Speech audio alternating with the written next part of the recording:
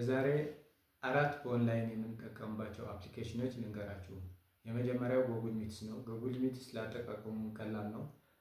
እስከ 100 ሰው ማስተናገድ ይችላል። ለትሬኒንግ ሊሆን ይችላል፣ ለፕሬዘንቴሽን ሊሆን ይችላል፣ ከጓደኞቻችን ወይም ደግሞ ከማንኛውም ሰው የተለያየ ስብሰባ የምናካሄድበት ፕላትፎርም ነው። ሁለተኛ ማይክሮሶፍት ቲምስ ነው። ማይክሮሶፍት ቲምስ አብዛኛው ጊዜ ኦርጋናይዜሽኖች የሚጠቀሙት ፕላትፎርም ነው።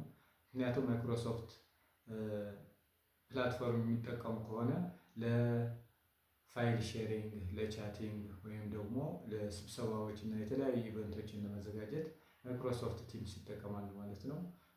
ሶስተኛ ዙም ነው። ዙም አብዛኛው ጊዜ ሰውን የሚጠቀመው ለአጠቃቀሙ ቀላል ስለሆነ ነው። እስከ 40 ደቂቃ መጠቀም እንችላለን ማለት ነው። አራተኛው ሲስኮ ዌብኤክስ የሚባል አለ። ሲስኮ ዌብኤክስ ማለት ሴኪርድ የሆነ ፕላትፎርም ነው። አብዛኛው ጊዜ ኢንተርፕራይዞች የሚጠቀሙት ፕላትፎርም ነው ማለት ነው።